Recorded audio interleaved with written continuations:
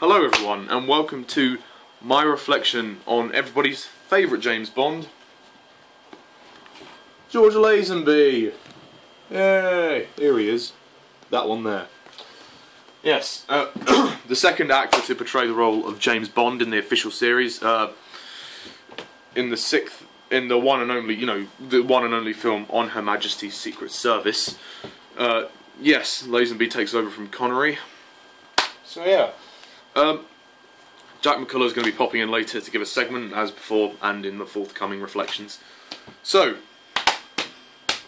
George Lazenby. Now, everyone probably considers this the worst actor to play Bond, and to be quite honest, he is. I mean, I'm not going to completely slate Lazenby. I mean, I just, it starts out, the way Lazenby is introduced is interesting, driving in the car, and then there's an extreme close-up of him lighting the cigarette, and then he has that fight on the beach. But when he says his first line, my name's Bond, James Bond, it's a very emotionless delivery. I just feel that Lazenby is the most emotionless actor. Like, he doesn't really, this is a film that requires great acting, and Lazenby he just can't give it. I mean, as Calvin Dyson has said, I agree with him there. But I mean, Lazenby, he's not completely bad. He has his okay moments. Like, this is, I'm not going to completely agree with Calvin Dyson, but I'm going to say, my opinion, I agree in the sense that yes, he's a very wooden actor, but there are moments when he's actually quite good. Like, scenes with Blofeld, I think he's pretty good in there. Like, he does look a bit more intense. I think that, during some of the action scenes as well, he does try his best to be, try and give it the toughness of it, but just like, and the moment when he's trying to disguise himself as Hillard Brown or whatever it is, he's like, call me Hilly. Just like, this doesn't feel right for James Bond. I mean, the film itself is absolutely brilliant. It's very good. It's one of the best in the series. But so in the sense, Lazenby's quite lucky that he's actually been involved in one of the best movies of the franchise. I just don't think that Lazenby was ever right for the part. He's not even an actor. He was like a model or something. I mean, I can understand Connery wanting to leave, because Connery had had enough by that point. He didn't get on with I believe it was Harry Saltzman. He didn't get on with Harry Saltzman, and then Connery decided to leave. Obviously, he comes back in Diamonds Are Forever, but that's 2 years after this. So Lazenby just sort of, he comes in to fill in, I guess. I mean, there's not really much else to it. I mean, yeah, his chemistry with Diana Rigg is actually surprisingly believable, considering how wooden Lazenby is. And that montage when Bond and Tracy are falling in love, that's actually quite nice. You don't expect this from a Bond film. This is the first time this had ever happened before.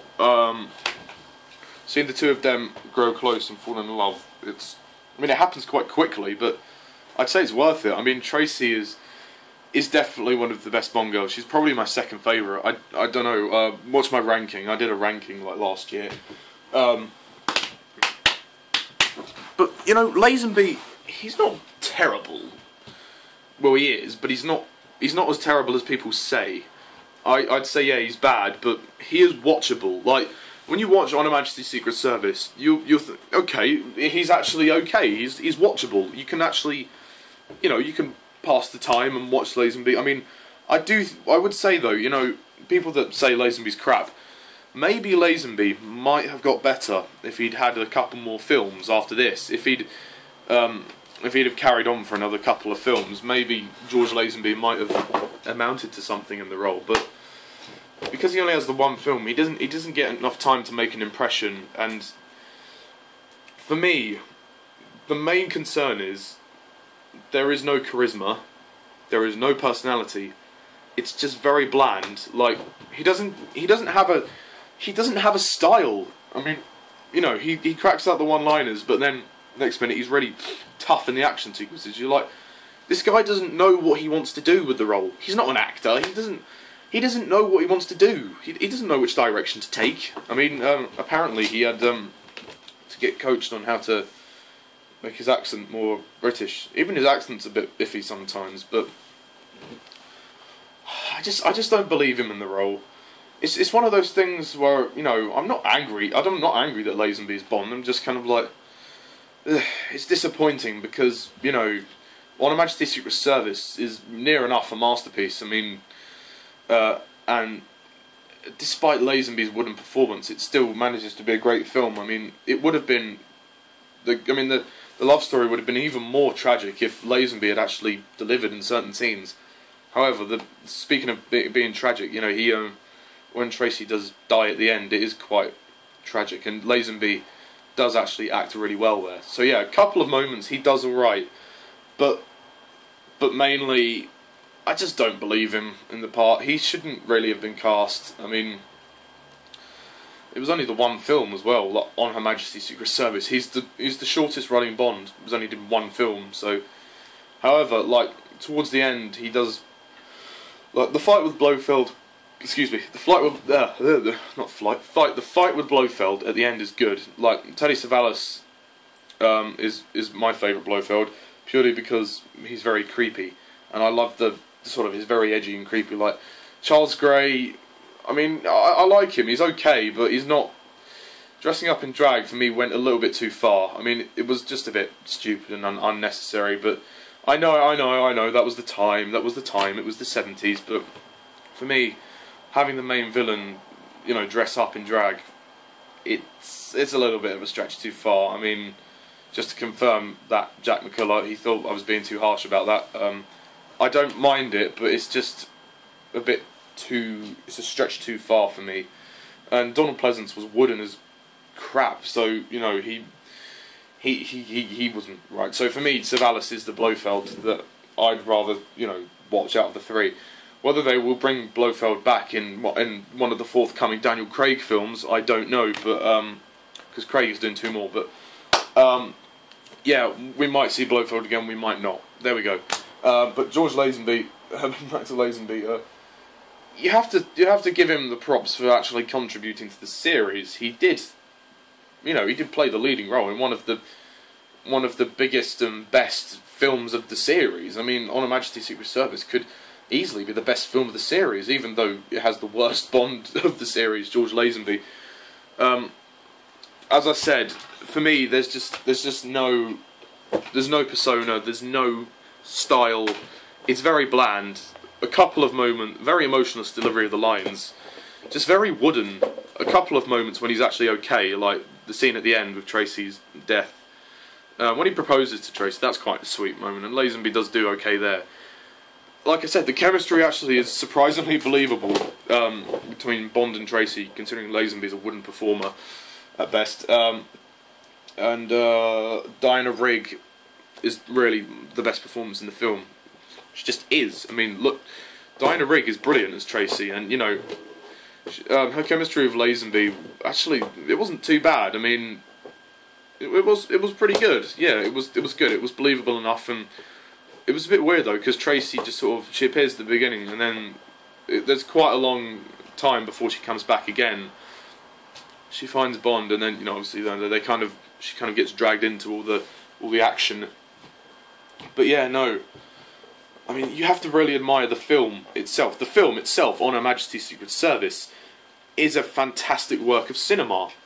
And I really, like, when I rewatched some of it the other day. I didn't watch all of it because I was tired. I rewatched some of it, and I really admired just the way it was made. Everything, like, you know, it was the one I think it was the one they took the most seriously. Like they really thought about it, and they thought, okay, we've got to make this pretty damn serious. I mean, I don't know, like, it's not really camp. I don't know, like, it has bits of camp and it's bits of serious. It's more like, I think it's a more straight Bond film than, you know, campy Bond film. Like, up to that point, it was probably the most serious Bond film. But yeah, no. Can't really say much about George Lazenby because he's only in the one film, On Her Majesty's Secret Service. However, he's good in the action scenes. He's okay in other moments, like when Tracy dies, like he acts well there. Scenes with Blofeld, he's okay there, and when he proposes to Tracy, that's pretty good. But overall, he's my least favourite. Not because he's done one film, just because there's no style and no persona. He's just very bland. So yeah, I have not much to say about George Lazenby. I don't think he's really that good at all. I mean, it's a shame because I think if this film had Connery in it, it could have really soared. I mean, but still, the film itself, you have to admire the film. The film is terrific. Like, it's one of the best films of the series. On a Majesty Secret Service, I'll always go back to it and think, and always enjoy it, even though I don't enjoy George Lazenby's performance as Bond. There's always a lot to like in the film, so you know, it's watchable. It's very watchable. I mean, Lazenby, he's a watchable performer. I mean, he's not so bad that you have to turn it off. I mean, but yeah, that's my theory of George Lazenby. I still think he's the worst of the 6 actors, but oh well, that's just my opinion. Anyway, before I go, I'm going to hand you over to Jack McCullough, who has given me a short segment about his thoughts on George Lazenby and what he thinks of him as James Bond. So, take it away, Jack.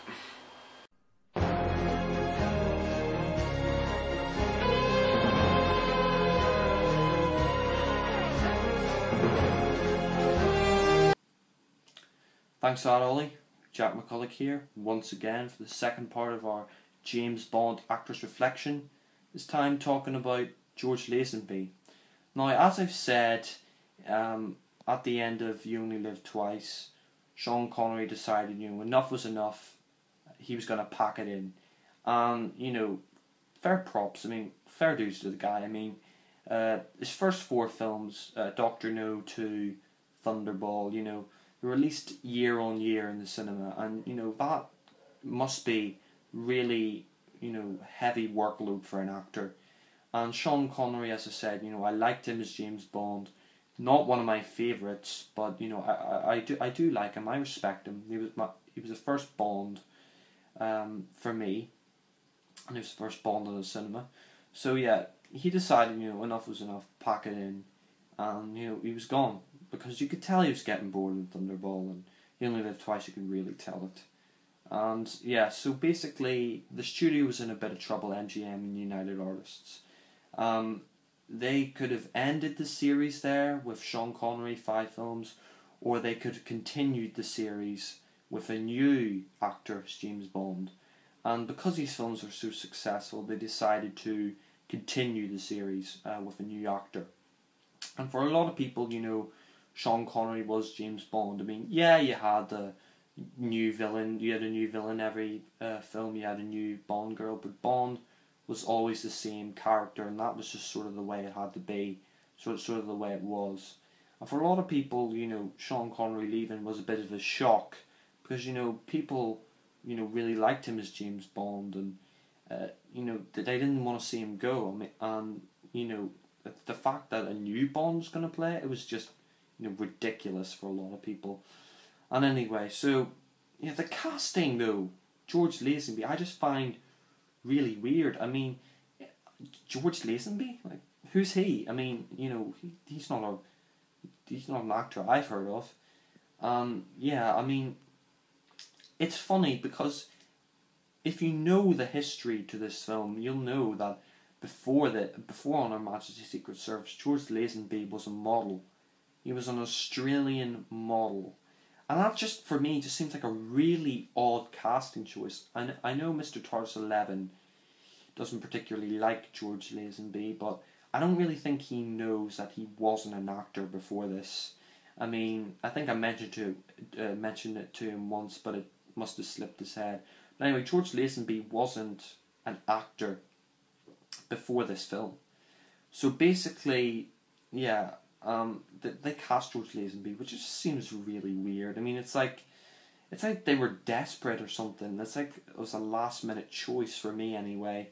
I mean, I know they tried to explain it on, you know, documentaries and stuff, but it just seems really odd. I mean, you know, it's like they lined up all these random people from the street and just went, oh, eeny, meeny, miny, mo, catch a tiger by the toe. If it's squeals, let it go. Eeny, meeny, miny, mo. Like, yeah, get him. He looks good. Yeah, whatever. Just sign a contract. It just felt like that for me. George Lazenby as well. He looks really odd as Bond as well. The starting scene on Her Majesty's Secret Service when he's in the car and you see the outline, he's like really stick out ears. He looks like an elf or something like that. I don't know. He just looks like an elephant with huge stick out ears. And I'll be honest, I can't see how this guy was modeled, because to me he just looks a bit odd looking. He's got a mole here. He's got like kind of a weird chin, sort of just a weird looking face. And the fact that he's tanned as well, Bond shouldn't really be tanned. Bond is a British secret agent. And the fact that the casting for this, it's so weird. The fact that the casting, it should have been, he at least be British, because Fleming originally wrote Bond as an English character. He wrote him as an English gentleman. And, Sean Connery was Scottish. And, Fleming didn't like that at first, but, he grew to like him. And, yeah, so in this film, George Lazenby, I went into this, when I was watching this film, recently, not recently, but a few years ago, I went into this film, thinking, this guy gets a bum rap, he mustn't be that bad, but, as soon as it started, my name is Bond, James Bond, which isn't that bad, I have to say, but, still not great, not like, you don't think he's Bond's, and, he's shaking Tracy, and then there's a fight scene, and, yeah, so George Lazenby just seems like, they just, that line, this never happened to the other fella, God, what? Oh, come on. This is, maybe it was to ease audience tension and make it laugh. I know MrTardis11 absolutely despises that line. Yeah, I just sort of, I just don't register that line either. But anyway, George Lazenby, his acting, oh God, it is so wooden, that scene where he's talking to Tracy's dad, and then and the scene where he crashes, he throws a guy through the thing, and he's like, "Gay crasher." There's just no tone in Lazenby's voice. There's just no tone or any. He doesn't change his voice or change his tone, and he just seems to be a bit. He just seems so wooden. His accent. He's Australian. He tries an accent, but his accent slips a lot of times. And there's a lot of times, he sounds Australian, and it really comes across. But his acting, like I said, I know he was a model before this, but it's just so shit. Sorry for that, but yeah, he's just like gate crasher. I can think of a ton of better things to do instead of that. It's just really wooden, and he just seems to be, he seems to be laid back, too laid back. He doesn't seem to care really. This is the problem with George Lazenby for me in this film. I like On Her Majesty's Secret Service. Diana Rigg does a really good job. So does Telly Savalas, but it's just George Lazenby just doesn't seem to care. He just seems to be too laid back, be going like, my name is Bond, James Bond. God, crap. And this is what brings the film down for me. A lot of people say it's the best. Well, for me it isn't, because I just don't believe this relationship. In Casino Royale, I think it's done better because Daniel Craig is such a good actor. But in this film, George Lazenby, it's just like, now, Stacey, Tracy, calm down, Tracy. It's just, crap. I thought Brosnan was bad. Well, Brosnan is bad. But, anyway, but, he's not completely crap. At the end, I sort of see what he was going for when he was, that acting bit. I think that was the only good scene he was really in. But as I said, yeah, he's just really bad. Just so wooden. And, we just don't believe this relationship. He only did one film, thank God. Thank God he only did one film, or else we might have not got Roger Moore, thank God. I mean, he's just so rubbish, so bad. I mean, you know, his agent recommended him just to do the one film, and I applaud his agent. Thank you so much. I mean, he's just really bland, wooden, and I just really want to forget him as James Bond. Just not a very good choice. I mean, no, if it came down to it, Brosnan or George Lazenby, it's really tough for me. I mean, I know MrTardis11 puts Pierce Brosnan over, but I find Pierce Brosnan really wooden and crap as well. Just shit also. So if it came down to it, I might just put George Lazenby over. Just might, because at least there was only one film.